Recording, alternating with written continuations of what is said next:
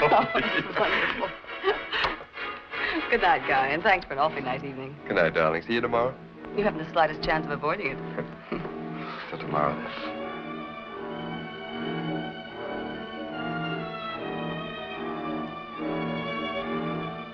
Night.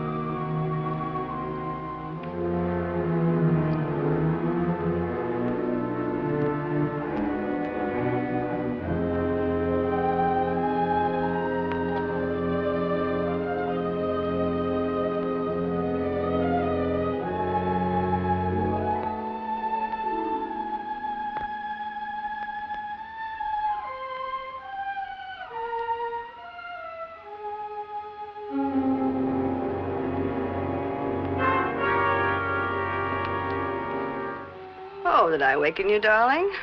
I meant to be very quiet. Too quiet, my dear. Such overplaying of wifeless solicitude might easily be misunderstood. If you're hinting that I was sneaking in... Doesn't matter. Nothing matters anymore. The time has come when words fail to have meaning, when only what one feels is important. I'm going to kill you, Ruth. I have to. No, no!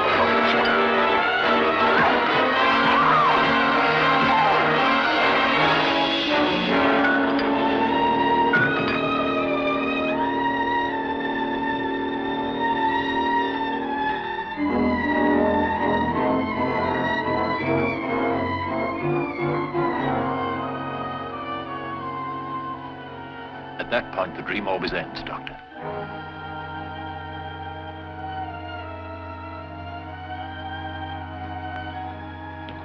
How often have you had these dreams, Mr. Bennett? Oh, 5 or 6 times. Every night for the past week, in fact. Have you mentioned them to anyone? To your wife in particular? A recurrent dream in which I brutally beat my wife with a perfume bottle is hardly a cheerful topic for the breakfast table. Hardly. Are they always the same? Always. What is your profession, may I ask? I'm a writer. Of the better type of fiction, I hope. Well, isn't it entirely possible that this dream, as you call it, is merely the subconscious development of another story plot? I rarely, if ever, dwell on the macabre, Dr. Redmond. Mr. Bennett, I'm going to ask you some personal questions. Now, you understand, of course, that anything said here will be treated in the strictest confidence. Well, I don't know. Miss Kramer's entirely trustworthy. She's been with me 4 years, so I should know. Very well, Doctor. I'll do my best. Well, first, how is your health? Physically, I'm quite fit. Mentally? Mentally, I'm frightened to death.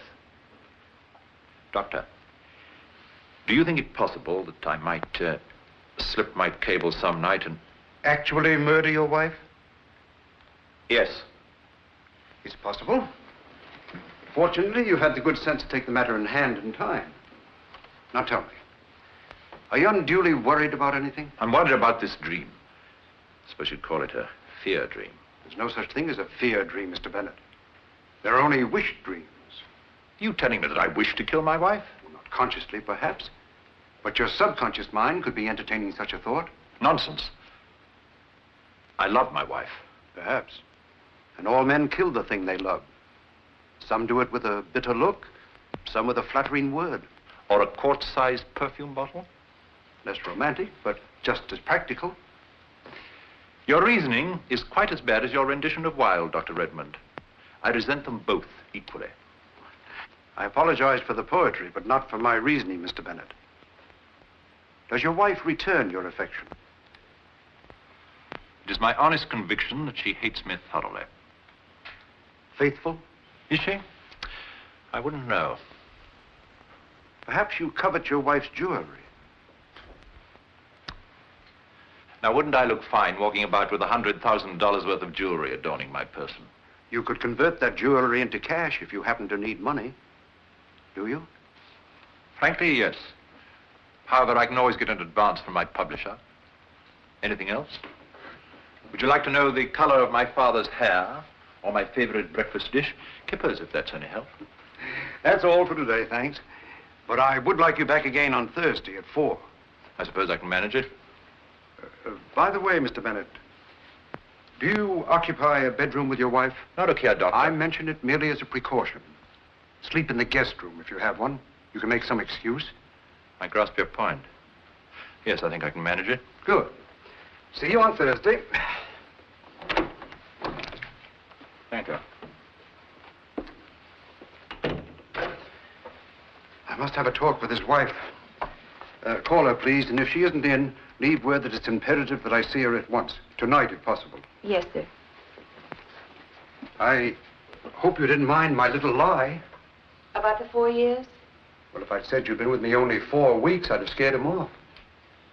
Doesn't matter.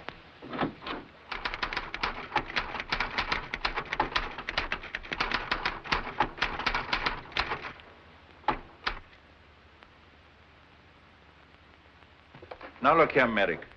It isn't as though I was some inconsequential pulp scribbler asking for a handout. This is Alton Bennett speaking. I've got to have at least $10,000. Is that your final answer? But...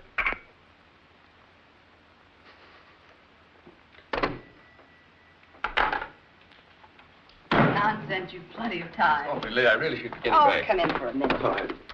Oh, hello. Have a good day? Excellent. How about you, Baird? Any luck? Not bad, considering that we only got there in time for the last 2 races. Guy won $180 on a horse, simply because he liked the arch of his neck. That's me. Always the architect, thinking in terms of lines. Sit down, Guy. Thanks. You arrived only in time for the last 2 races? Yes, we drove down to the beach property first. Again. Well, we thought it best to have another look at the building site. It was a wonderful day, really.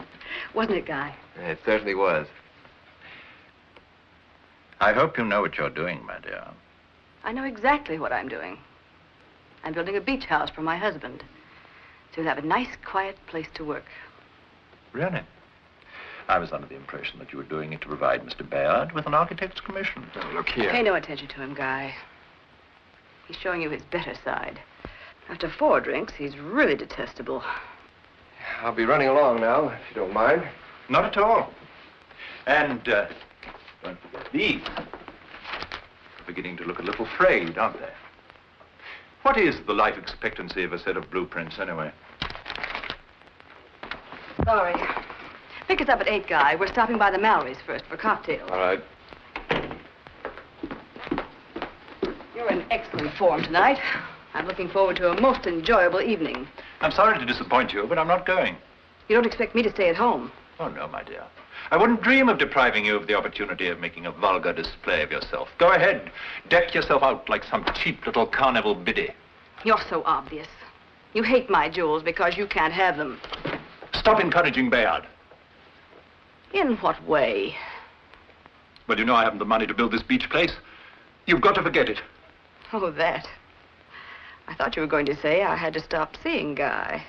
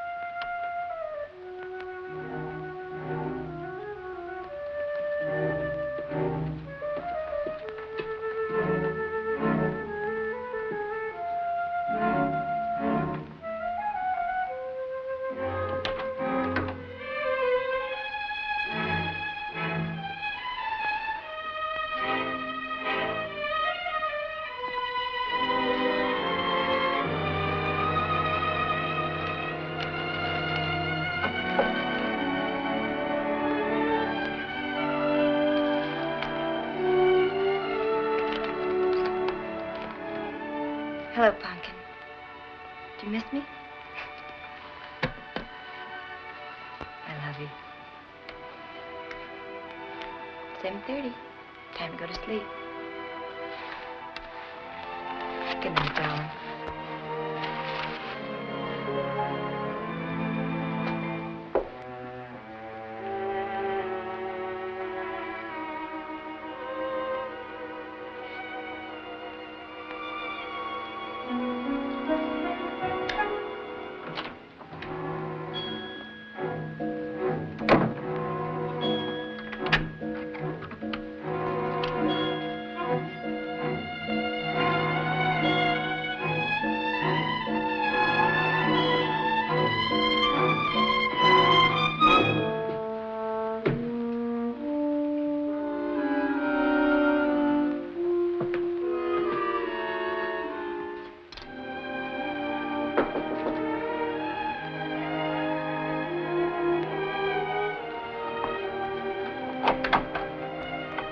Hello, Carl. Hello, kitten. Come on in. Thanks. How are you tonight? Tired. Oh, maybe you don't feel like a show. My feelings have nothing to do with it. Dr. Redmond wants me back at the office at 9 o'clock for an interview. Again? What's the matter with that boss of yours? Doesn't he have a home? He hasn't much of one now. His wife is still in Santa Barbara. Why don't you take off your coat and relax while I fix us something to eat? Well, I won't have time to go out. You like chow mein? Like it. I invented it. Good. Turn on the radio or play a record or something. Thanks. Coffee or tea? Oh, tea sounds swell.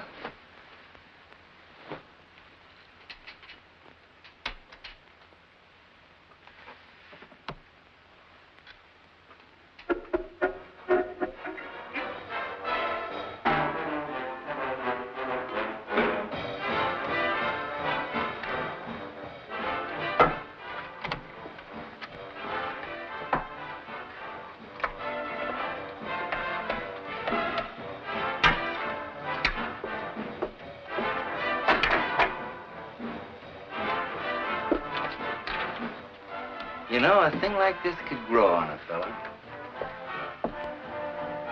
Music, home-cooked food.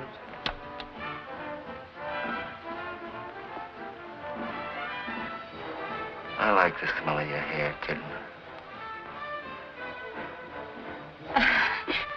You better help me set the table.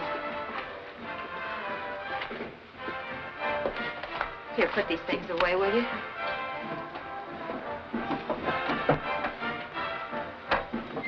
What gives with you? Meet any interesting crackpots today? Our clients are not crackpots. They're mental cases. Okay, mental cases. How many wives with guilty consciences did you interview? None. Today was husband's guilty conscience day. There was one in particular that was out of the ordinary. Yeah? He dreams every night that he beats his wife to death with a perfume bottle. Oh, I suppose that means he's suffering from a suppressed hatred of his mother-in-law or something. Dr. Redmond seems to think that he has his wife's jewels on his mind. Subconscious mind, that is. They're worth $100,000.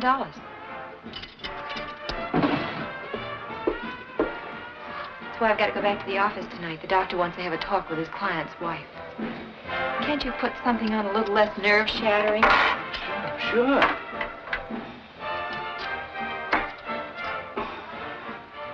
Anything new in the detective business today? Well, a fellow came in to see me about framing his wife for a divorce action. You couldn't be such a heel. Why not? It's a legitimate racket. Racket is right. Next thing you know, you'll be stealing pennies from blind old ladies. The blind old ladies I know don't have any pennies. You should have stayed on the police force. At least you were in good company. There's no future in it. When you're 43, you make sergeant. $3.18 a month. That isn't money. Well, I guess you're old enough to know what you're doing. Sure, I know what I'm doing, kitten. I'm after fancy dough. I'll show you what I mean when I get paid off for a job I did last month. That reminds me, honey, I almost forgot something. Will you give me 5 minutes? Yes, but not any longer, because things will be ready then. Word of honor, kitten. 5 minutes. Papers, papers. Get your paper.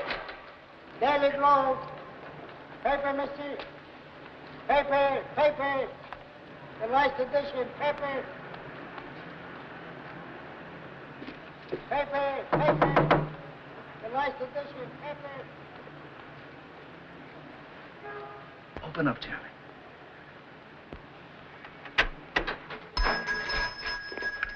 Car 69, doctor on your request. Make impressions of these quick, like Car Charlie. 61A, a 390, 636 Liberty Street, assaulting a woman. Car 12R, out to City Hall of Records. Car 14, what is your location now? I'll be back for the dukes later. Car 135T, can you handle the call? Car 43, out to the station. Car 135T, Amsterdam and 63rd, traffic accident. Papers. Paper. Get your paper here, paper.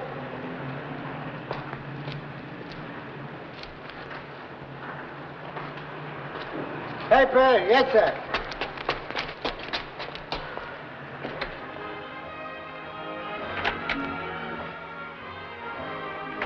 How am I doing, kitten? Hold you up? You're just in time. The chow main's ready.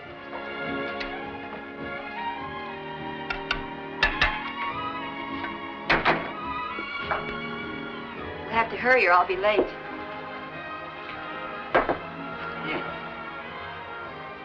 Why, Carl, how nice.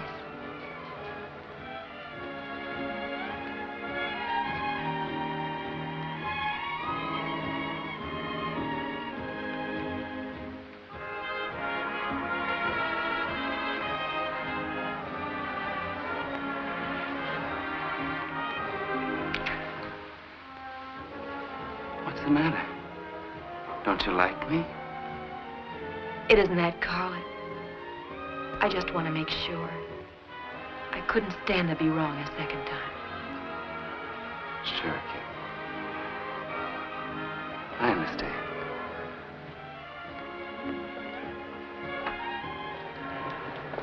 It's just 9 now. I'd better step on it. You want me to stick around? You'd better not. It'll be pretty late. Thanks for walking over with me. The pleasure's all mine, kitten.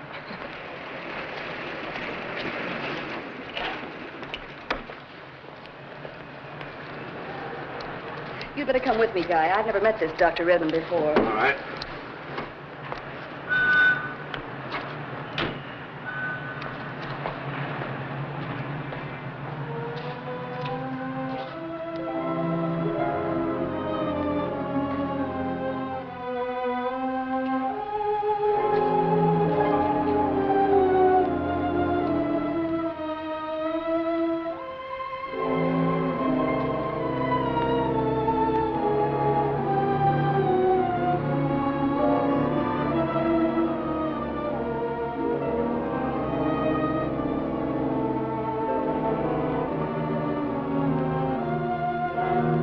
Dr. Redmond.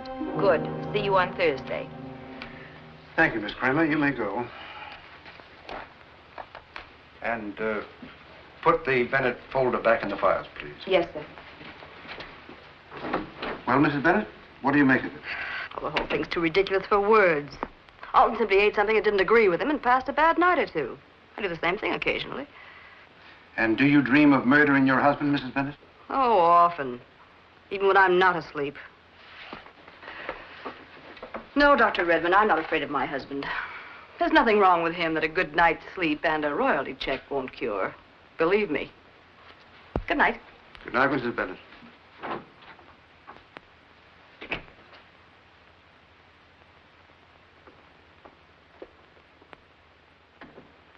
Well, what's it all about if I'm not being too personal? It seems that my husband is troubled by a recurrent dream in which he beats my brains out with a perfume bottle. You don't mean it. At least that's what this Dr. Redmond, or whatever his name is, says. Rather frightening, isn't it? I've heard of such things, but this is the first time I've ever... You don't think there's any truth in what that man says, do you? How would I know? Does he have any explanation for this dream your husband is having? Yes, something about Alton wanting my jewels. You mean they're real? Well, they're insured for $100,000. 100,000? Well, what do you know? And all the time I thought they were 5 and dime glitter. Just to make the lady look pretty. You make me feel like a corpse already. I'm sorry. I didn't mean to. Well, I have a feeling I'm going to drink much too much tonight.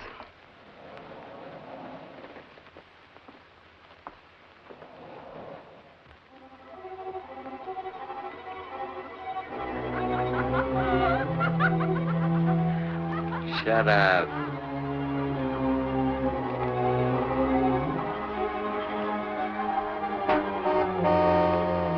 Quiet.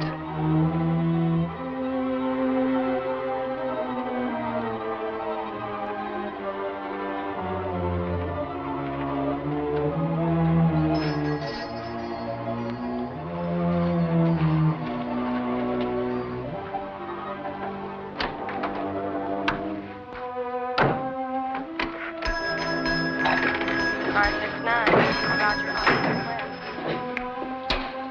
Car 61A, 390, 36 Liberty Street.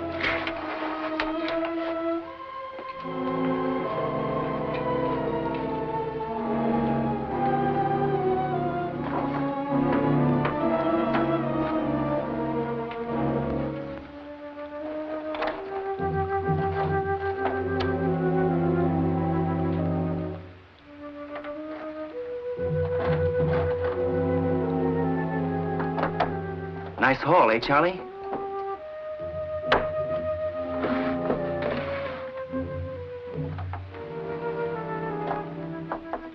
Well? What do you say, Charlie? Well, these little ones will give you $1,100. What about the other pieces? If you're smart, you'll dump them in the nearest ash can.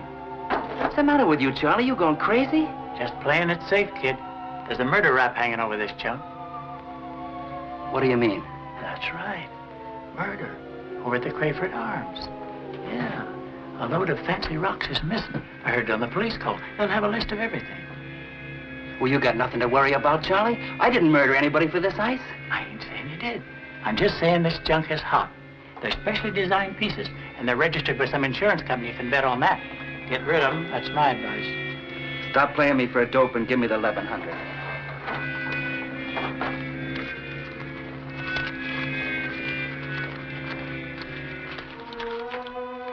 Play it smart, like I said, fast. You're not talking to a cluck, Charlie.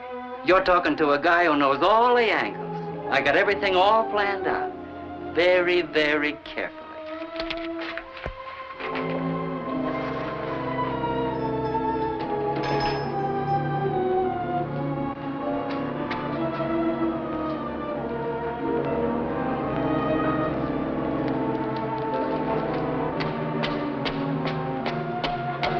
Morning, Kitten. Morning, Carl. Work late last night? Not very. See you later. Oh, Kitten. I almost forgot. Here's your money. And thanks. But you only borrowed 5. It's interest, baby. Buy yourself a present. You know, you're not half the heel you pretend to be, Carl. Well, you've only known me 6 weeks. Wait. Well, the extra 5 will make a payment on a coat I've been buying. You can have it back anytime you need it. Oh, I won't need it. I'm loaded. That client I was telling you about paid off this morning. It's burning a hole in my pocket. You'll find a way to spend it. That's what I'm afraid of. Oh, kitten. You got a bank account? Yes, a batted up savings. Then do me a favor, baby. Put this away for me and dole it out as I need it. There's $1,000 here. $1,000? Are you sure Of course I'm sure. If I hold on to it, I'm liable to go on a binge and blow it all at once. You keep it for me. Well, okay. I'll deposit it during my lunch hour. Well, bye, kitten. Bye.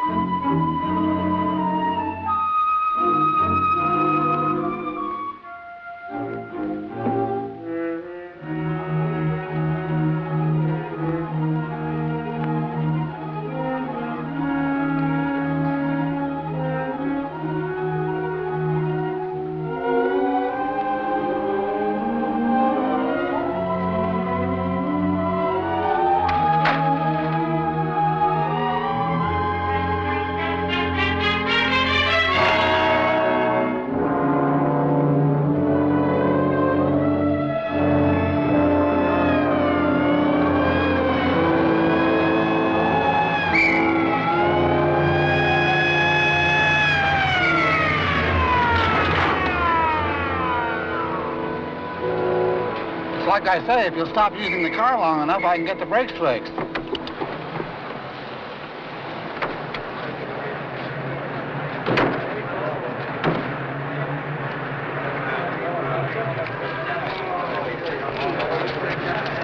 What do people do? Stand around and wait for a murder?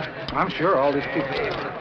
Dawson, homicide. They've been waiting for you. Yeah, I know. I grabbed a couple hours sleep last night. I won't let it happen again. Dale, homicide, too. Photo. Fingerprint. All right, stand back, folks. Come on.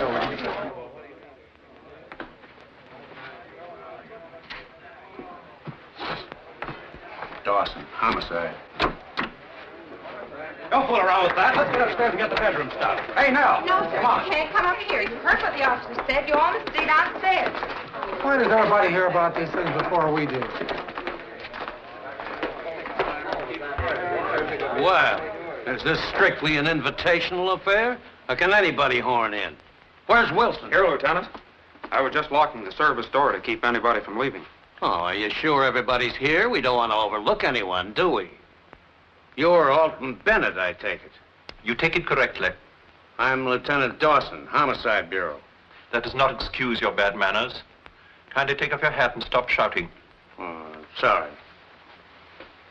Lieutenant, coroner's deputy's here in the ambulance. Okay. Would you mind taking us upstairs, Mr. Bennett? All right.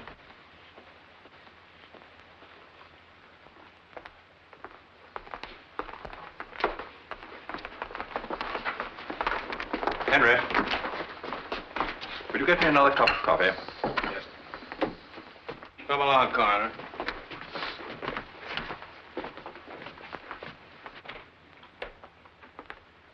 In that. Stick here, Sergeant. Keep that mob outside.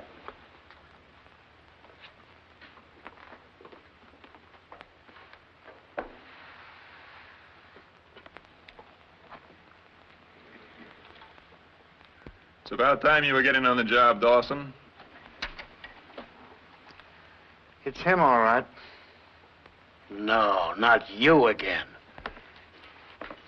It so happens that my company holds a policy on the lady's jewels. Okay, Cooper, if there is a stick pin missing, you'll be notified through the proper channels. Now beat it, your slip's showing.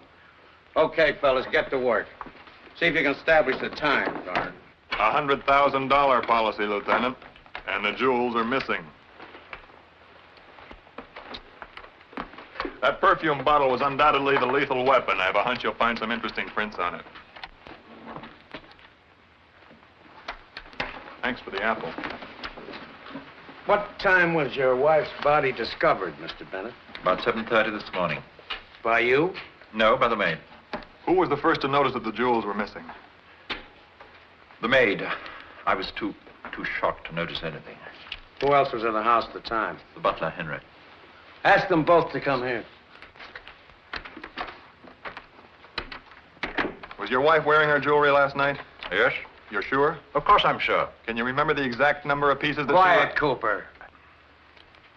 Did you sleep in this room last night, Mr. Bennett? No, neither bed has been used, as you can see for yourself.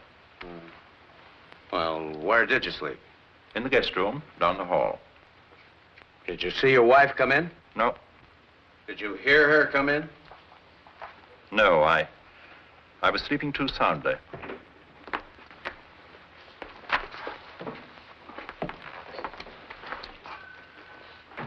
When was the last time you saw your wife wearing her jewels, Mr. Bennett? I think it was about 8:30 when they left the house, wasn't it, Christine? Yes, sir. Who do you mean, they? My wife and a Mr. Guy Bayard. Friend of the family? Not exactly. He's an architect whom my wife had engaged to design a beach house. I see. Where can he be reached? Well, I think he has an office in the Swope Studios in Chatham Place. Are you in the habit of sleeping in the guest room, Mr. Bennett? No, I usually share this room with my wife. What made you decide to sleep in the guest room last night? I haven't been sleeping too well lately. You may as well know the truth. You'll dig it out sooner or later. I slept in the guest room because I was afraid. Afraid of what? Of myself. I've been having horrible nightmares lately. Terrible dreams in which I murder my wife. With a perfume bottle? Yes, that's why I knew, before I went in there, what I'd find. Ruth in a crumpled heap on the floor, and beside her head, the perfume bottle. It was horrible. Worse even than the dreams. That's why I went to Dr. Redmond. Those dreams were driving me crazy. I was afraid of losing my mind or of doing her some harm in my sleep. Thank heaven I know it wasn't me. How do you know? I wasn't able to sleep. I asked Henry to bring me the sleeping tablets. 2 would ordinarily be sufficient, but I was desperate for relief. I took 4. Anybody witness it? Henry. Yes, sir. I even cautioned him about taking so many, but he took them just the same. Any of those tablets left? Yes, sir. I put the bottle in the cabinet. Get it.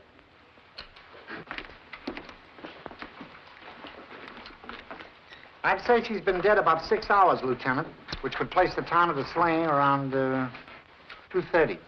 There'll be an inquest, of course, Mr. Bennett. Naturally. There's not much to go on. Some prints on the perfume bottle other than Mrs. Bennett's. We'll check them downtown. You probably find they're mine. When I went in there this morning, I picked it up and looked at it. I started to put it on the dressing table, and in my nervousness, it hit the edge of the table and slipped from my grasp. Wait outside.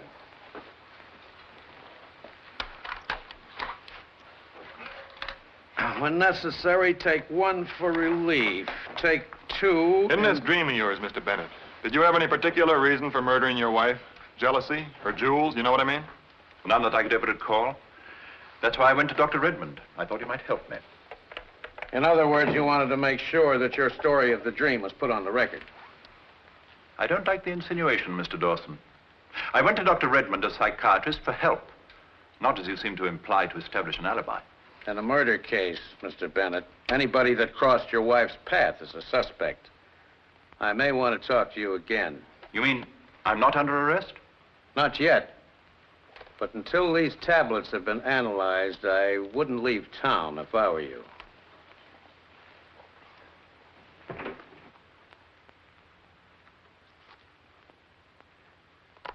Get Bennett's prints. Check them at headquarters. Yes, sir.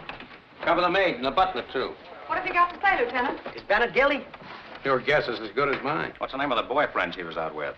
Guy Bayard, an architect. What's Bennett's alibi? Overdose of sleeping tablets. You guys want an angle? Yeah, sure. This is a dilly. Bennett claims he dreamed he murdered his wife every night last week. So he went to a psychiatrist to find out what it meant. Oh, boy. Hey, boss, you think maybe I'll have time to get the brakes fixed now? Stick here. Sure, Lieutenant.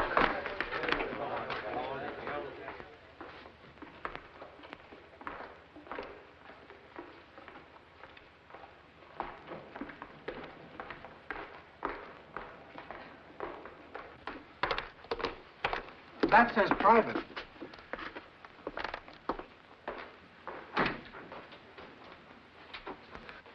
It's about time, Lieutenant. The doc doesn't feel so hot. I just broke the bad news.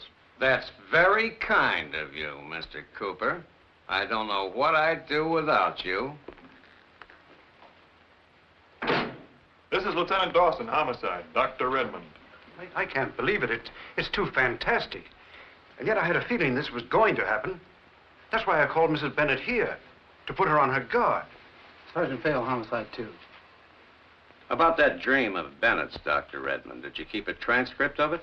Well, yes, in my files. But I may as well tell you that the transcript is missing. Well, who has access to your files besides yourself? My secretary, Miss Kramer. Where's she? I sent her home. She had a bad headache. I wasn't feeling too well either, so I canceled my appointments and let her go. Where does she live, Doc?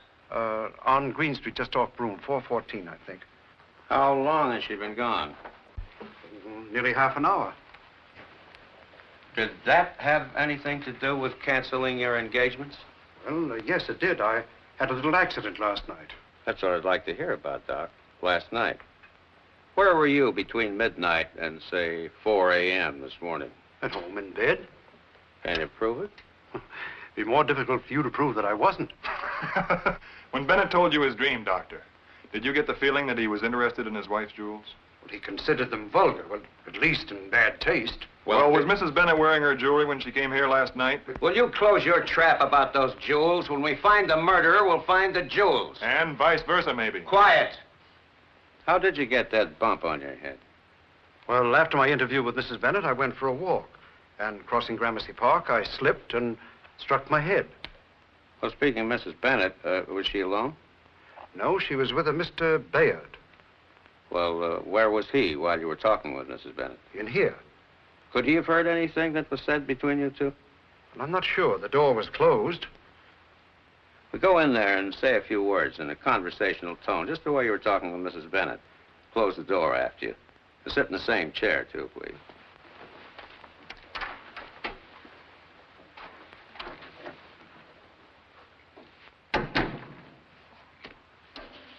Now, all kidding aside, Cooper, who tipped you off? Like I told you, Bill, I had your desk wired. If I ever find a leak in my office, somebody's gonna lose their job.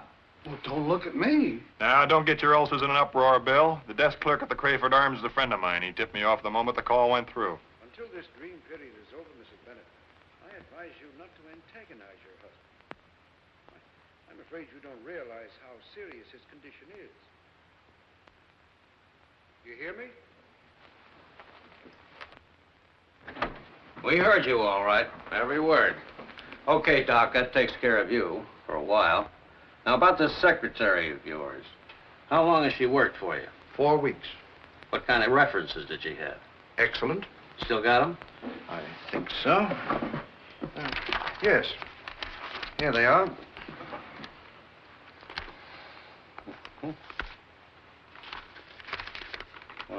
You know anything about her family? Oh, nothing. She came from Los Angeles.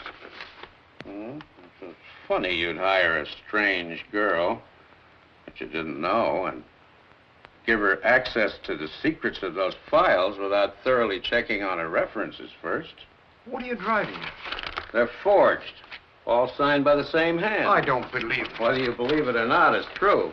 You're not going to bother Miss Kramer, are you? Why not? Well, good heavens, man, surely you know who killed Ruth Bennett. No. Who? Why, her husband. You hear that, Coop? The doc here said... Where is that guy? Well, what are you standing there for? Let's go. Papers, read all about it.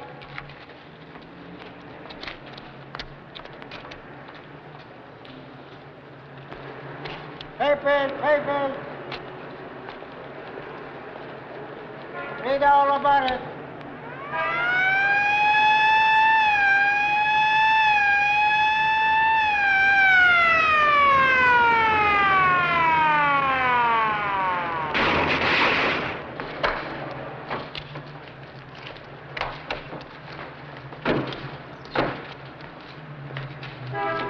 what I mean? We're just lucky, that's all. Hey, how about this? Talk to him. He's the driver. Hey, what are you taking the guy on me for? You can't fool around with these taxi cab companies. They'll sue you. They'll sue the city, believe me. Here I am, standing here, minding my own business. These cops come along. I ain't mad at anybody. Believe me, I'm not. Now, what am I going to do about the boss? It's the third time this week I got hit. I'm sure I'm going to have to get paid. I know that. Let's see. It'll be... Hey, C3.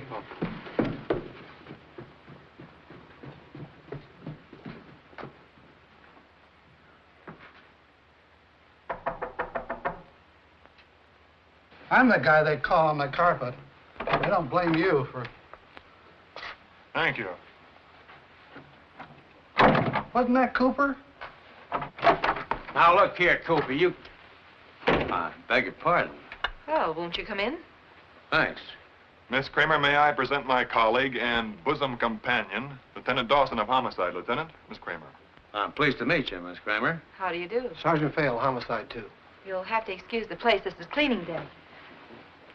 Won't you sit down? Thanks. Dr. Redmond said he sent you home with a bad headache. I'm glad it's better. Yes, I feel much better since I had a cup of coffee. And very good coffee, too, I might add. I suppose Chum here has told you the news. I was shocked to hear about Miss Bennett. She was a beautiful woman. How long have you... You can skip the preliminaries, Lieutenant. Miss Kramer has already given me the pertinent facts, such as age, birthplace, favorite sports, likes Gershwin, and that she's not married. I'll do the questioning for the police department. You just stick to your insurance investigating. Thank you, Mr. Cooper. Who had access to those files besides you and Dr. Redmond, Miss Kramer? No one. What time did you get home last night? Oh, about 10. Were you the last one to leave the office? Dr. Redmond and I left together.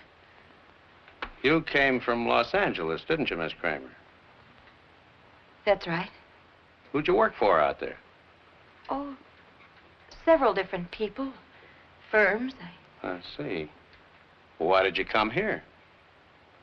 Well, I got tired of California. I wanted a change, that's all. Everyone needs a change once in a while. You might try it yourself sometime. Just what do you want to know, Mr. Dawson? Just one thing, Miss Kramer. When you came here to look for a job... Yes? Were you running away from something? No. Then why did you have to forge references? Forged? Yeah, Junior. You got a bad habit of running off too soon. You ought to learn to stick around. Well, Miss Kramer? Get out, Mr. Dawson. You too, Mr. Cooper. Okay. But those references were forged, Miss Kramer. And crudely at that. I was hoping you'd explain without forcing my hand. I don't want to book you on suspicion of murder unless you make me. But there's nothing to explain. I had to leave California in a hurry. I needed a job, and I couldn't get one without references, so I had some made up. Well, how'd you get the job with Dr. Redmond, Miss Kramer? Through a friend of mine who lives right here in this building. What's your friend's name? Benson. Carl Benson. He lives right down on the second floor front, 2A. Thanks. Thanks a lot, Miss Kramer. Come on, Sergeant. I'm sorry. I wish that there was... There isn't. See you again sometime. I hope. Well, do you still think she makes good coffee? I thought her explanation for those references made pretty good sense. Don't let those limpid orbs of hers throw you, son. She hasn't told half of what she knows yet. Oh, we might as well check with a friend while we're here. Wait downstairs. Hey, do you think I'd have time? No, I guess not.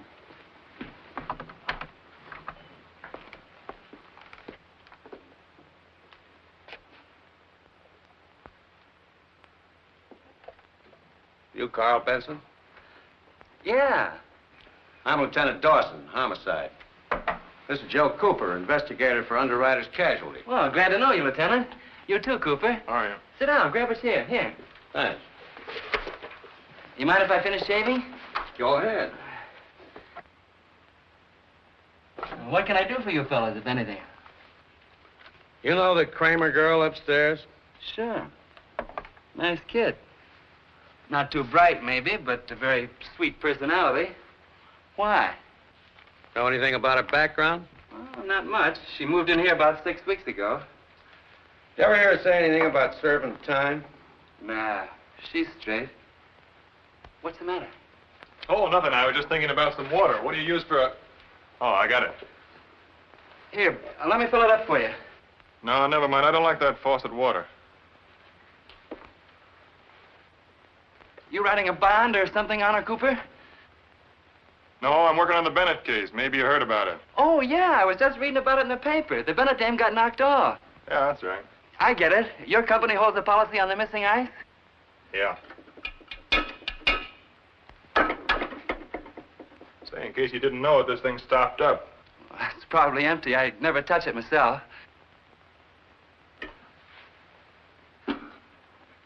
No, there's water in it, all right. It's full right up to here. Here, let me pour you a real drink. Now, skip it. How do you figure the kid upstairs in this? You got her a job with Dr. Redmond, didn't you? Yeah, that's right. I heard about the opening and took her up. For a slight commission. Any idea who fixed up her references? No. Why? They were phony. Phony? How do you like that? Say, you don't think the kid's mixed up in the murder, do you?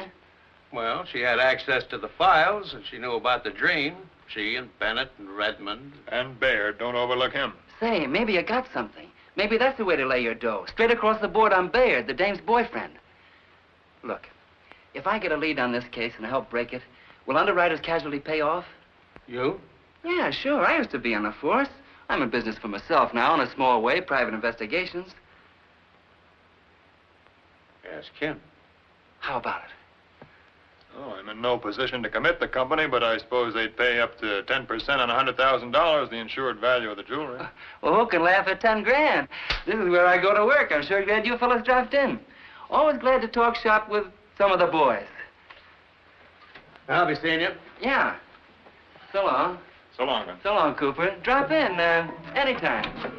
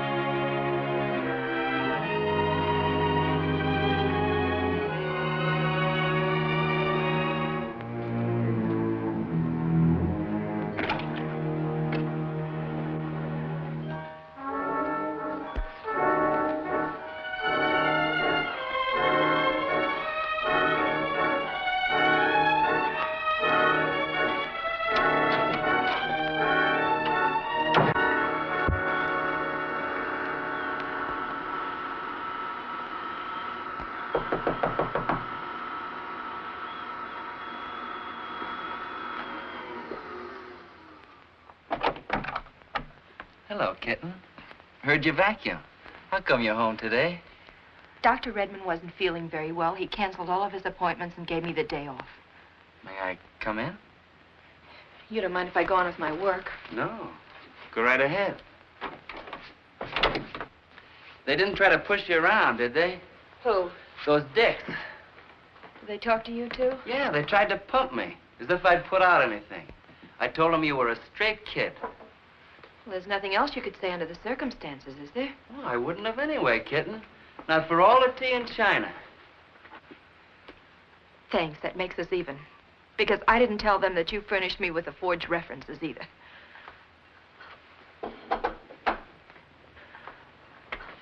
You know what I think? No, what? I think the husband bumped her off, don't you? I don't care whether he did or he didn't. I've answered all the questions I'm going to for one day, Carl. Now, will you please leave so I can finish my work? Sure, Kitty. Sorry I bothered you. You want anything from uptown? No, thanks. If those dicks come around again, tell them to get lost. I'm sorry I'm so grumpy. It's okay. Be seeing you.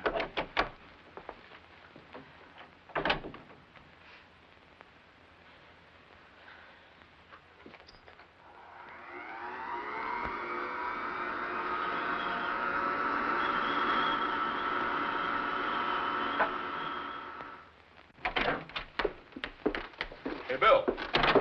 You'd like to take a look at these? What do you got? Photostatic copies of the Bennett woman's jewelry taken from the insurance policy. I've had copies distributed to all the pawn shops, and if just one piece of that turns up, we're set. You mean to tell me a woman wore all that junk on her at one time? Well, it's disgusting, but true. I got Bayard inside. Let's hear his story.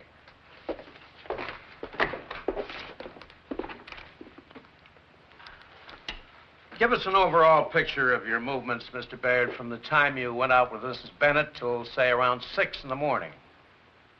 No reason why I shouldn't. I called for the Bennetts around 8:20 and learned from Mrs. Bennett that her husband wasn't going. I'd gathered they'd had words over it.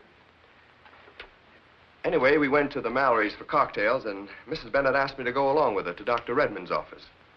She had been in gay spirits until after we left there, but then she became moody and wanted to drink. But did you hear what Dr. Redmond said to Mrs. Bennett? Enough to know they were discussing a husband. It wasn't until after we left that she told me about the dream business.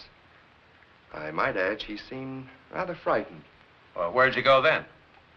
Back to the Mallory's, but Ruth thought it was dull and got up a party to go night clubbing. We went to the Blue Heron. Go on. Well, Mrs. Bennett got kind of high and made such a scene that the management asked us to leave. Now, look here, Bayard. Just a minute, Mr. Bennett. Go on. I don't drive myself, so I put her in a cab and took her home. However, she kept arguing until she got me worked up to the point where, well, frankly, I could have cheerfully throttled her. When we got to her apartment house, I think it was around 2 o'clock, I told the driver to wait and took her in. She had a little trouble finding her key and wouldn't let me help her. Finally, she found it, and I opened the door.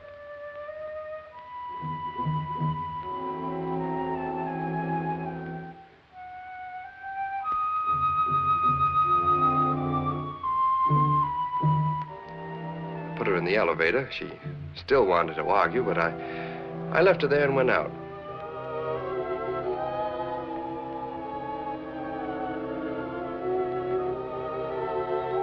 I got in a cab and drove away.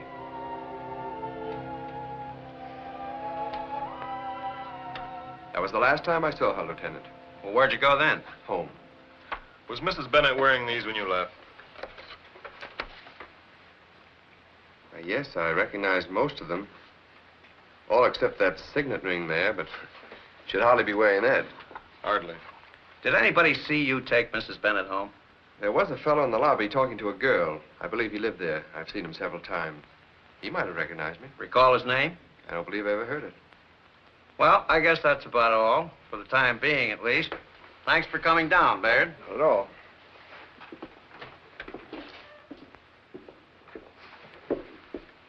He's lying about Ruth. I've never known her drink to excess. Well, you could check his story at the Blue Heron easy enough. I shall.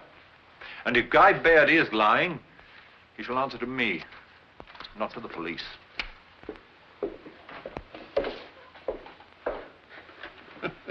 The more I see of him, the more I feel he's putting on a terrific act. If I just had one good bit of evidence. That signet ring, Bill. Mrs. Bennett wasn't wearing it, and yet it's missing. Now, only 3 people knew where she kept their jewelry. Her husband, the maid, and the butler. You can toss out the last 2. They go home at night, and I've checked their story. It's airtight. Well, so was Bennett's. I had those sleeping pills analyzed, and 4 of them would knock you out like a snoot full of ether. Unless maybe the system had become immune from repeated doses, and according to the butler, that wasn't the case with Bennett, Dawson. Yeah? Yeah, Yeah, Stell, but of course I'm busy, Stell. Well, why don't you send Judy? Oh, she's practicing the piano. Well, no, don't stop her. Let her get it over with before I get home. Yeah? Yeah, bread. Yeah. Pound of tomatoes. Ground round. Yes, I'm writing it down, Stell. Yeah, goodbye. Immune, Bill, immune. You got something. Yeah, I have. I got a headache. Well, good night, fellas. Good night, boss. I'm going home. Ground, round, tomatoes. Bill, come over to the police dispensary with me first. I got an idea. Ah, it's too late for ideas, son. I want to get a good night's sleep. It'll only take a minute now. Come on. Yeah. Yes, Stell. Well, sure, but just ground round. Well, yeah, I thought it was something round. Well, sure, I wrote it down, Stell, but okay, be home right away. Look, Doc, this catalytic agent business is all very interesting, but if you don't mind, forget it a minute. Now, what we want to know is this. Could Bennett have taken anything before he took the sleeping pills to counteract their effect? Say, you know, that's a very interesting point you bring up. Now, will you step on it, Doc, please? You know, the butcher shop's closed at 6 o'clock. How many sleeping tablets did Bennett take? He took 4. Mm-hmm. Yes, if he had taken 2 Benzedrine tablets, 5 milligrams each, before taking the sleeping tablets wouldn't have had any effect on him whatsoever. Well, then Bennett's our man. The doc here has just busted his alibi wide open. Yeah, but did you ever hear of this stunt being pulled before? No, but I'm sure it's possible. Have you got any of these Benzedrine tablets handy, Doc? Oh, sure, we have some of them. Well, then let's try it on me. I don't mind being a guinea pig. Where are they, Doc? Oh, I got them right here, but I got to make out a prescription, you know. Here we are. There, 2 Benzedrine. You know, Bill, this is very, very interesting. In all the years that I've been in the dispensary, I don't remember a case like this coming up. Do you? Yeah, it'd be very interesting if I got home without the groceries. Now, where are those sleeping pills that you analyzed for Bill? Oh, I got them right here. Let's see. Yeah, Exhibit 22C. Can I have 4 of them? Oh, well, okay, Bill? Well, yeah, give him anything he wants. All right, there you are. 4. Will you join me, Lieutenant? I don't mind if I do. If they're on the house. Sure. But you can skip the Benzedrine. I want to get a good night's sleep.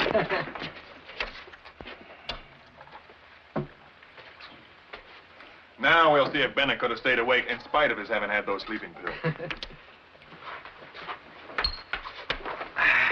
Now, if you fellas will excuse me, I'll go home and get a good night's sleep.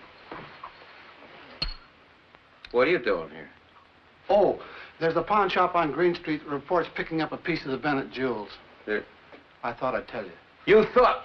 Well, what are you waiting for? Let's go. Thanks a lot, Doc. We'll let you know how this makes out. Right. See you later. It's one of Mrs. Bennett's, all right. The family crest ring. What name did she give? Name? Jane Smith. But that doesn't mean anything. That's a popular name in the pawn shop. Ever see her before? No, but I got an idea she lives in the neighborhood. She was carrying a black and white striped jacket and a black skirt on a cleaner's hanger. That's an idea, son. We'll search every cleaning establishment in the neighborhood. I'll take care of this. What's the trouble with you? You feel sleepy? Oh, I feel fine. I took Benzedrine first, remember?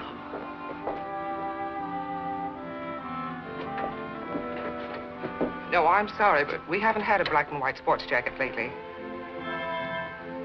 Why don't you take your friend home and let him sleep it off? It's a good idea, ma'am. Come on, Father. Curfew is ringing. Sort of a black and white sport outfit. Black and white sport outfit. Yes, I remember that. Yes, it went out this afternoon. Very nice young lady. Bill, do you hear that? Have you got the lady's name and address?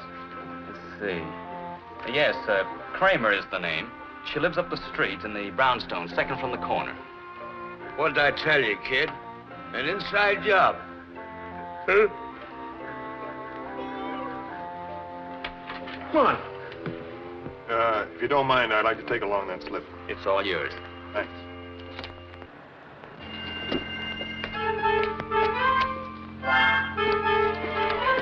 Hey, fellas, come and get him. Take him home and put him to bed. Let him sleep it off.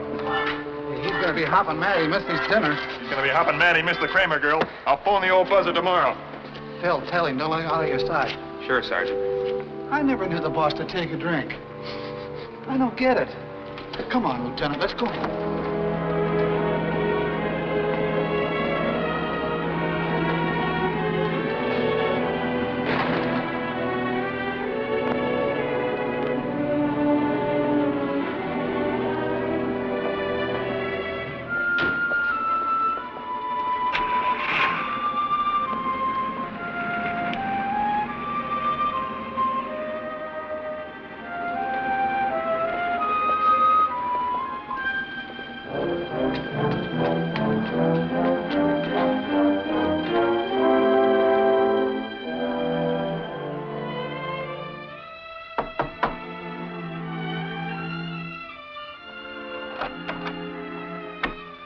Hello. Hello. May I come in? I guess so. Thanks. You going out? In a moment, I'm just trying on a new coat.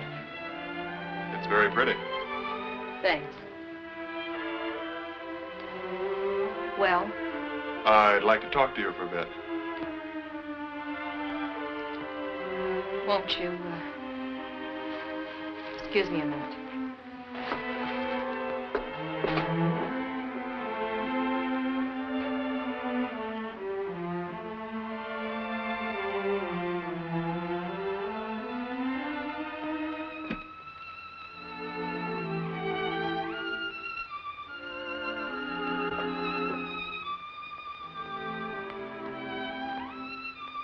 What do you think? She's lovely. You know, there's a look about the eyes that... She's my, well, I was going to say she's my baby, but she's quite a young lady now. 3 years old. You're very lucky. I think I am. Where's she now? In California with my mother. I'm going to bring her here as soon as I can afford to.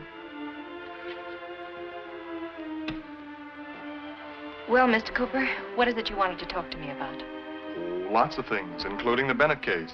But why don't we gab over a plate of spaghetti? I know a nice... Nice, quiet little Italian place right near here. Who doesn't? How about it? All right.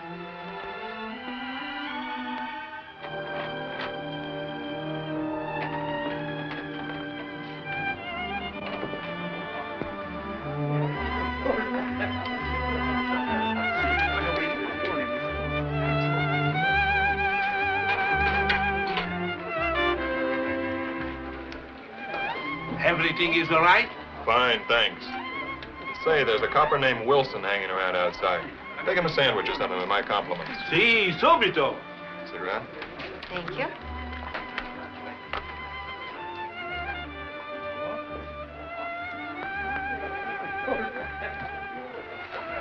The boys at the Homicide Bureau are really beginning to take you seriously.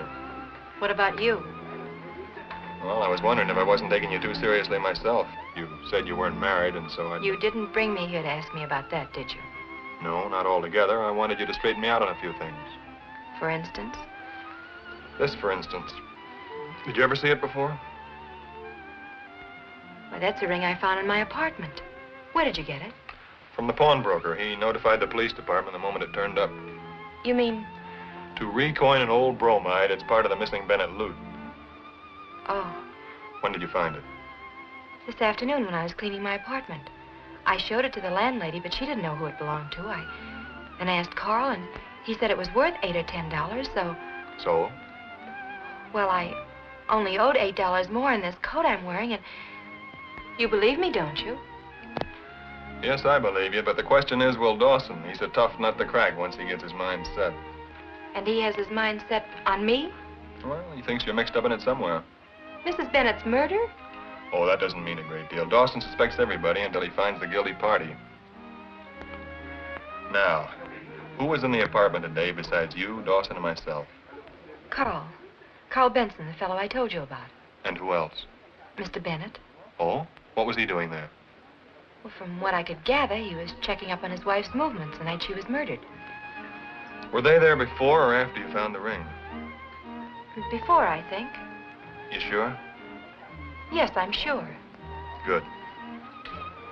You know, we better be going if we want to catch that second show.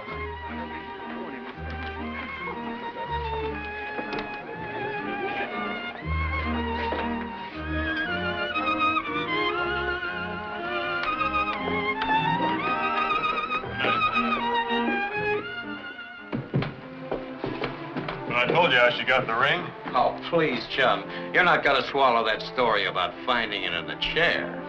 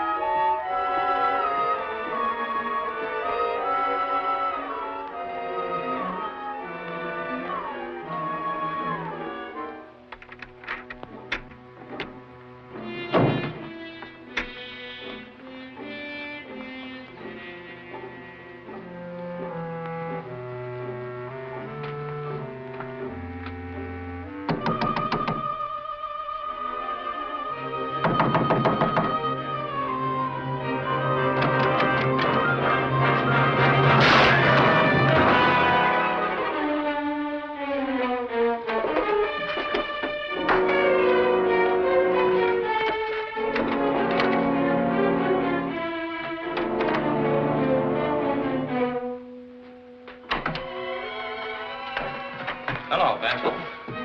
Oh, hello, Lieutenant. Don't tell me that was you who just knocked on that door there. Well, who'd you think it was? Oh, I didn't think. I just left, but quick. How are you, Dawson? Okay. Come on in. Thanks. Hiya, fellas. How you doing, Benson? Fine. Smoke? No, thanks. What were you looking for? Anything in particular? No, just snooping. Find anything interesting? Well, underwriter's casualty might just as well fork over that 10 grand right now. You mean you found a lead? The dame showed me a gold signet ring. Said she found it in the overstuff there. Oh, what about it? It was part of the Bennett jewelry. I recognized it. From the description in the papers. Why didn't you notify us? I was hoping to find the rest of it first. I waited till she went to work and then came up here. Well, we know about the ring. It was reported from the pawn shop where she hocked it. Oh, well, then she's our girl, all right. Take a look at this bank book. Miss Kramer. All right, she has a bank book. What's so strange about it? Deposit of $1,000 made yesterday. That's what's so strange about it. Where'd you get that? In the desk there. And you tell me she couldn't make a payment of $8 on a coat? It doesn't add up, does it? Why, with this bank book and the ring, we can throw the works at her. Fix the room up, boys. Where are you going? To pick up the Kramer girl, of course. Come on. Okay, boys. Load up. I gotta fix this lock.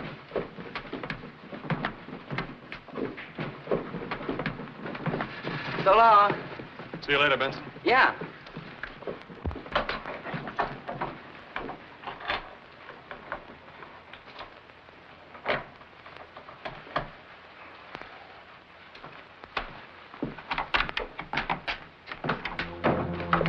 Why don't you come along, Benson? This is your show, you know. Well, thanks, Lieutenant, but I've got something to attend to first. Okay, but you better hurry up. You might miss the fun. Don't worry, I wouldn't miss this.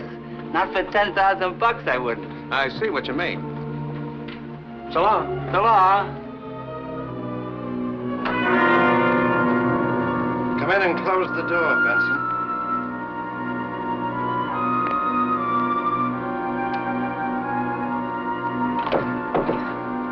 Turn around.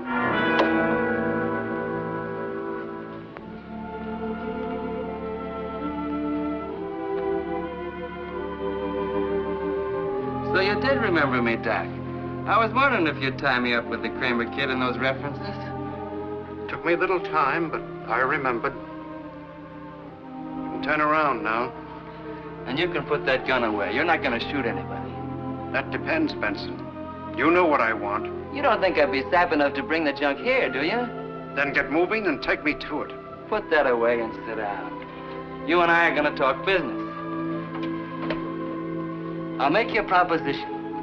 And what makes you think I'll listen? Because you're that kind of a guy, Doc.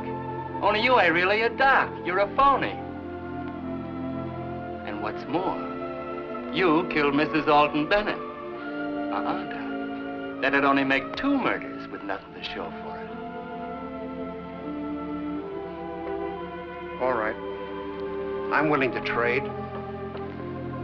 But first, I'd like to know how you found out about the Bennetts and my intentions. It was kind of funny how it happened. I stole Bennett's dream from your files and started out to do the job myself. I didn't know you had the same idea. I was waiting for the Bennett dame to come home when I discovered that somebody else was tailing her. I didn't know it was you at first.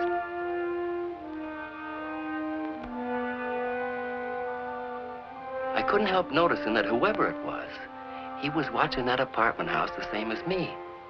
He came by a couple of times. And then when a taxi drove up, he walked down the street fast, like he didn't want to be caught there, and stopped by a lamppost near the corner.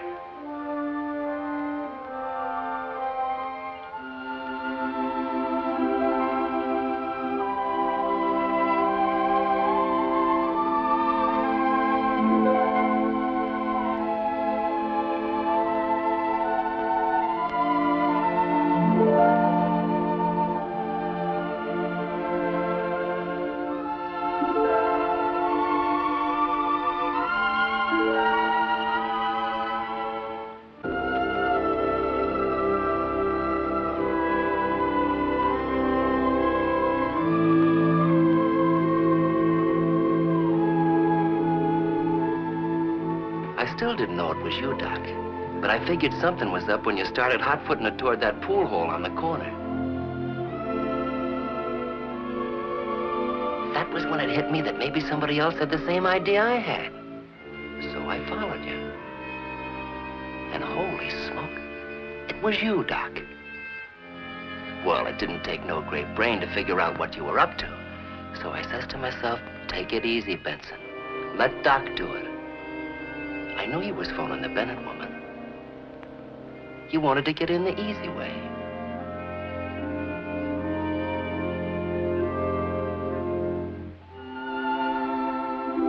When you got back, there I was ready for you.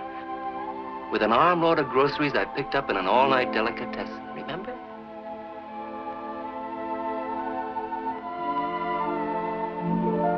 You fell for it and held the door open for me.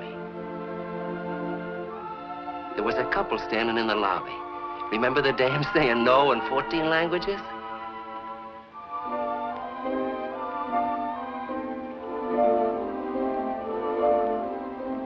You were in there an awful long time, but I didn't mind waiting because I knew what you'd have when you came out.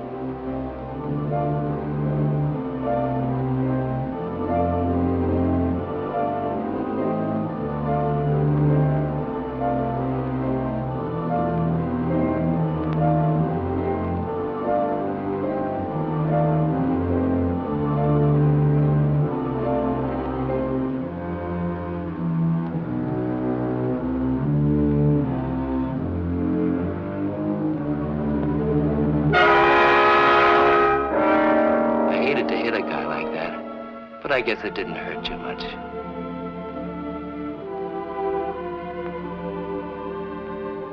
I looked in the briefcase, and sure enough, it was all there.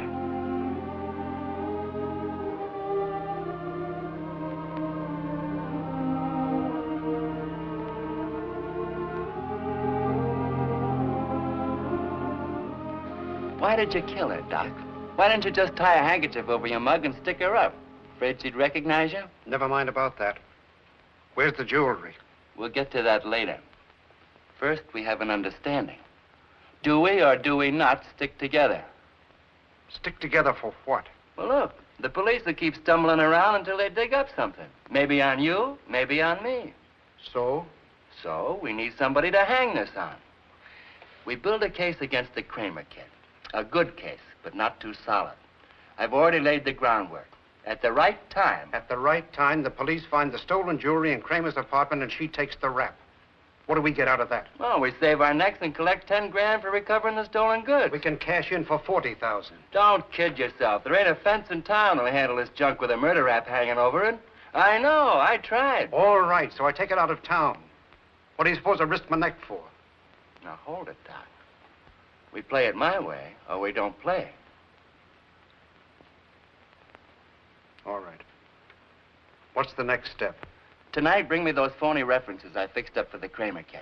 It'll take more than forged references to pin this deal on her. I don't need them for that. I've got the Bennett jewels, remember? I want those references for myself.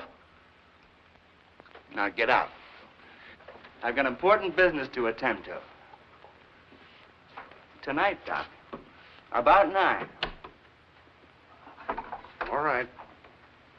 I'll be here at 9.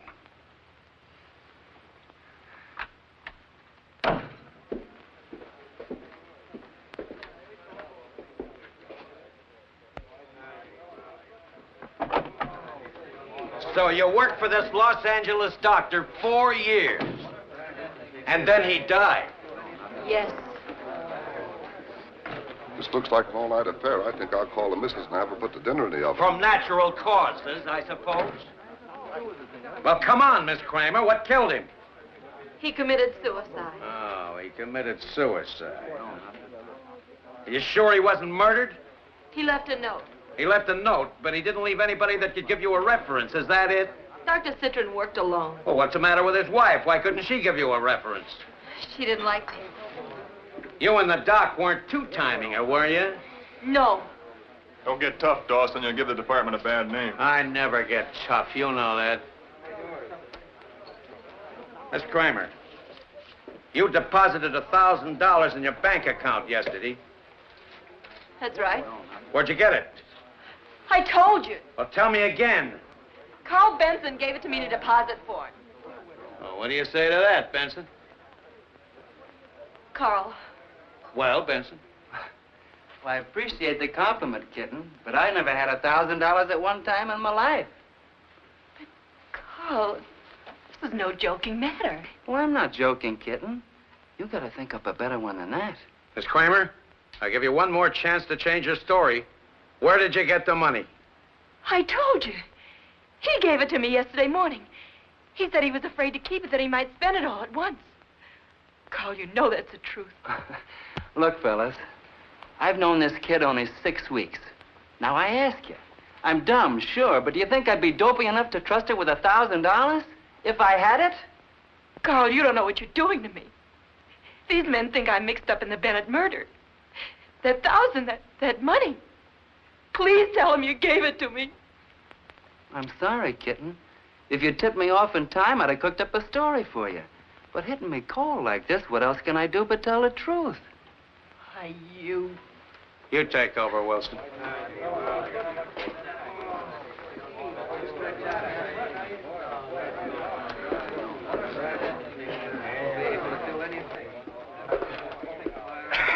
Tough nut, that kid.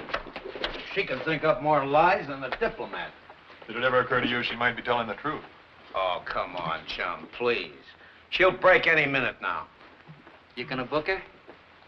Well, when I do, I want an ironclad case. I get it. You won't have an ironclad case until more of the stolen jewelry turns up, huh? That's right.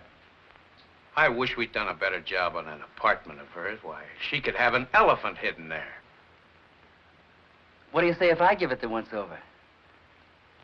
Say, that's an idea.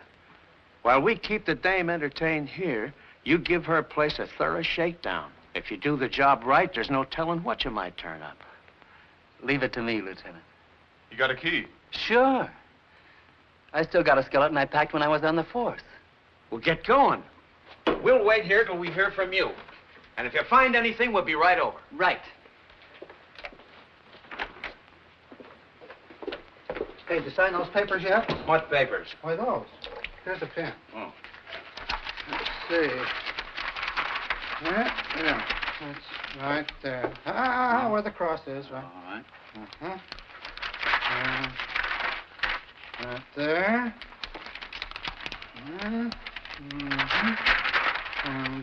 There. No, not there. That's where I sign, right there. All right. One more. One more, right there.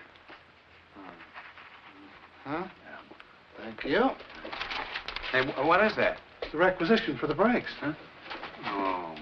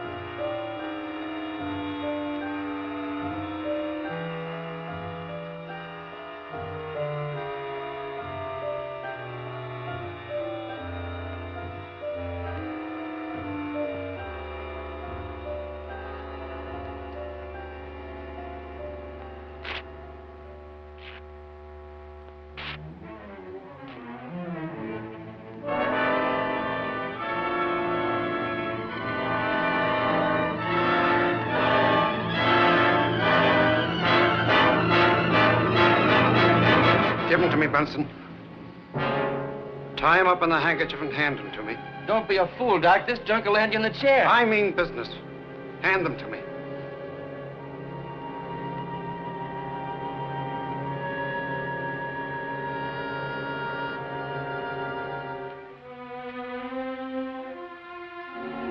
There you are. Now, get in that closet. Close the door.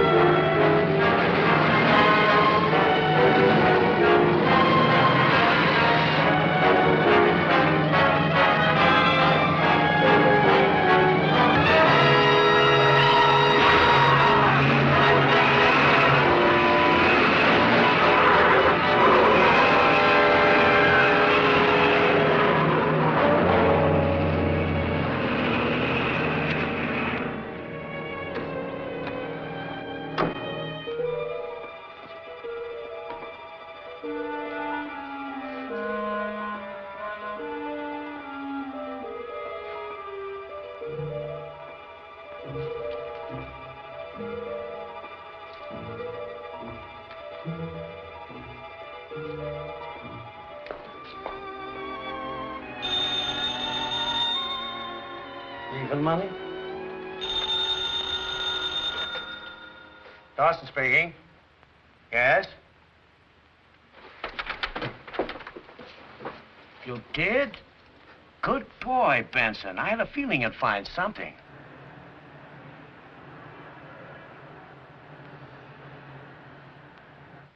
In the overstuffed chair, huh? Well, what do you know? Now, look, Benson, we want the girl there when we recover the jewelry. We'll let her go and then stake out her place. When she goes in, we'll give her a little time and then we'll pick her up. Understand? Right. Turn the Kramer girl loose. Okay, Chief. Barry, pick up your people and we'll meet you over there.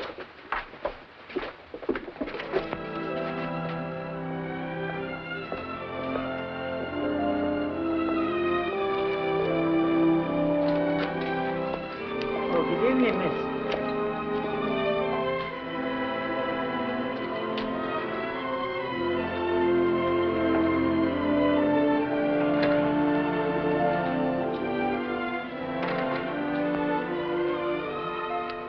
We'll give her 5 minutes.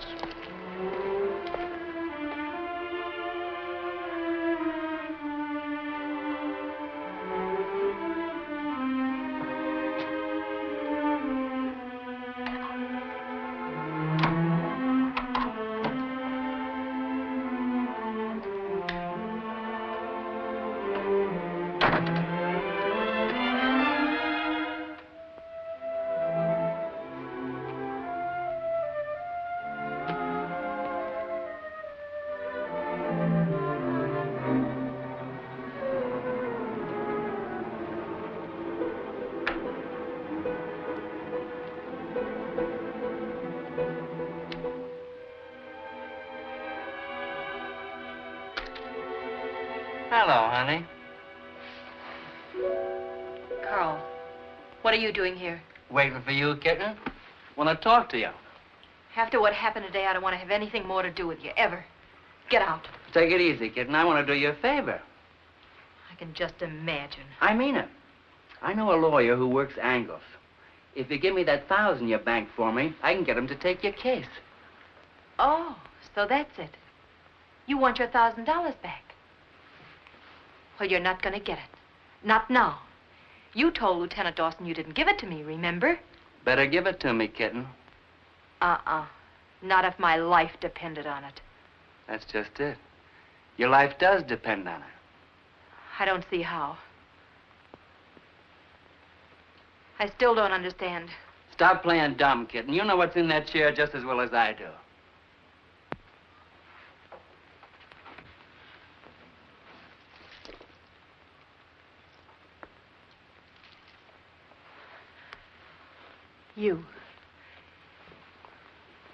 You murdered Mrs. Bennett. You killed her. The sparklers will be found in your possession, kitten. You'll have a hard time explaining that. Don't you come near me. It all ties together now. You giving me the $1,000 to bank for you. Planning the ring in my apartment. Telling me to sell it so it would be traced back to me through the police. Got it all figured out, haven't you, kitten? No, I can't understand why you're doing this to me. I've never hurt you. Somebody has to be the fall guy. Somebody always has to be the fall guy in a case like this. And anyway, the cops were already breathing down your neck. Take it easy, kitten. I don't want to get rough with you unless I have to. You're going to stay right here until Dawson comes. You can't get away with this, Carl. I'll tell him things I've never said before. I'll tell him it was you who forged those references for me. How you tried to pump me for information concerning Dr. Redmond's clients. That you knew all about Mrs. Bennett's jewelry and her husband's dreams. I'll tell him everything I know, and when I can't tell the truth anymore, I'll start lying like you did. I'll tell him that you told me you were going to rob Mrs. Bennett, and you offered to split the money with me if I'd give you information. They'll take you too, Carl! You're right, kitten. I gotta change my plans. Instead of finding you here, they'll find you lying in the alley, a suicide. You wouldn't! When they ask me how it happened, I'll tell them you jumped out the window when you learned you were gonna be arrested.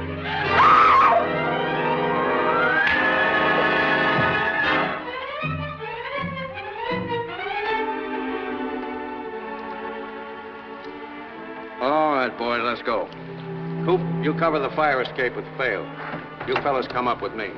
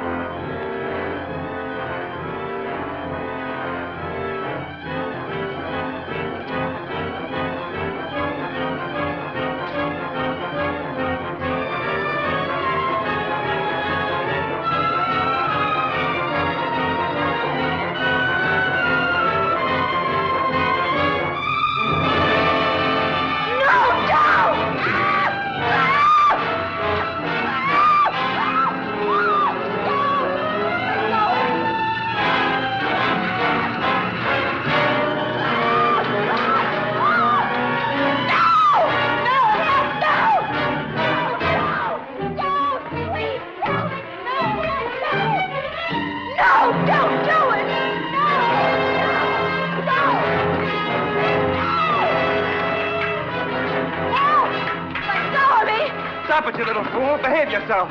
Don't jump. Don't jump. What'd you do that for? That's all I could do to stop her. The crazy little fool wanted to kill herself. Let's take her downstairs.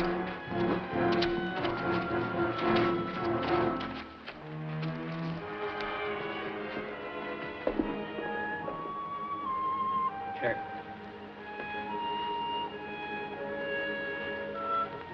Check. There, have some more water.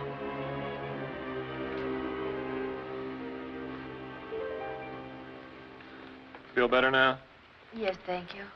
Too bad, kitten. I'm sorry. Really sorry. Take it easy, kid. Is everything here? Yeah, everything except the diamonds that Charlie bought. Charlie? Who's Charlie? The key maker downstairs. We've been watching him a long time. This afternoon, we picked him up. Only 6 weeks in town and she locates a fence. Brother. Oh, no. Charlie didn't buy them from Miss Kramer. No? Then who? Sergeant, get Baird. Mr. Baird, please. Mr. Baird, did you ever see this man before? Yes, he's the same man I saw loitering near the entrance to Mrs. Bennett's apartment building the night I brought her home. Thanks. That's all. Hey, wait a minute. What's going on here? Dale, bring in Mr. Boyd and Miss Lake. No. Mr. Boyd, Miss Lake, please. Miss Lake, Mr. Boyd, did you ever see this man before? Why, yes. You showed us his picture in that lineup of policemen who'd been dropped from the force. Of course. He's the man who came in the Crayford Arms lobby with a bundle of groceries. I'm positive. He dropped a package and I picked it up for him. Okay, so I was there. I was following the Bennett dame for Doc Redman. That's a lie. It's true. I swear it is. That's right, Benson. Keep on and you'll lie yourself right into the chair. You're under arrest. Under arrest? For what? For breaking the health and sanitation laws. You got a nasty habit of sticking gum in public places. Stop clowning, Lieutenant. What's the charge? Why, you poor, dumb fool. Murder. Murder? No. No, I didn't kill the Bennett dame. It was Doc Redmond who killed him. Let me go, I can prove it. The doc's your man. The doc.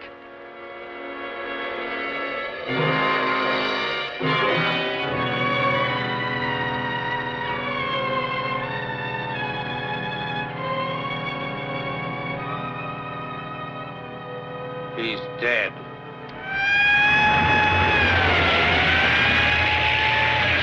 Yep.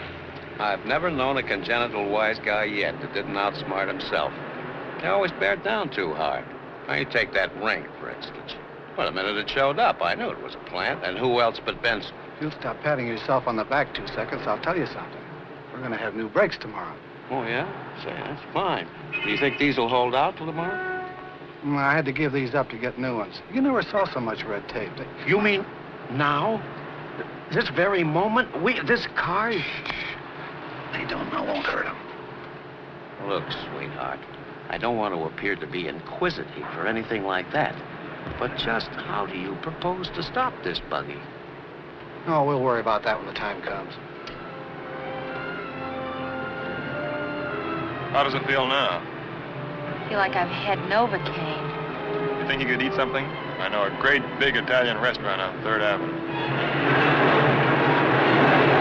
Oh, time's come. Start worrying.